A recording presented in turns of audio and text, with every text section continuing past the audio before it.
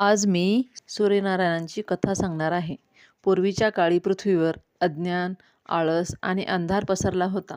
लोक योग्य मार्ग विसरू लागले होते. तेव्हा देवाने सूर्यनारायणाला विनंती केली की पृथ्वीवर प्रकाश आणि ज्ञान पसरवावे. सूर्यनारायण रोज सकाळी आपल्या 7 घोड्यांच्या रथातून आकाशात उगू लागले. त्यांच्या प्रकाशाने अंधार नाहीसा झाला.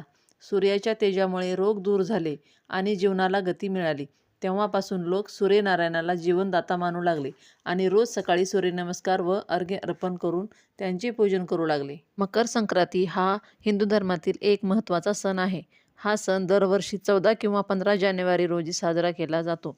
या दिवशी सूर्य मकर राशीत प्रवेश करतो, त्यामुळे उत्तरायणाची सुरुवात होते. या दिवशी तिळाचे पदार्थ खाल्ले जातात, कारण तीळ उष्णता देतात. पतंग उडवणे, दानधर्म करणे, गंगेतील स्नान यांना विशेष महत्त्व आहे.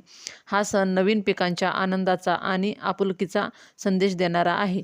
14 जानेवारी 2026 रोजी मकर संक्रांती आणि एकादशी दोन्ही एकत्र आले आहेत. पिवळ्या रंगाचे वस्त्र त्या दिवशी परिधान करू नये, पण हळद, कुंकू, पिवळी डाळ, पिवळं दान, पिवळं अन्न हे सगळं चालतं. ही कथा सांगण्याचा अर्थ सूर्यनारायण आपल्याला नियमितपणा, परिश्रम आणि सकारात्मकतेची शिकवण देतात. व्हिडिओ आवडला तर लाईक करा, शेअर करा आणि सबस्क्राईब करा. धन्यवाद.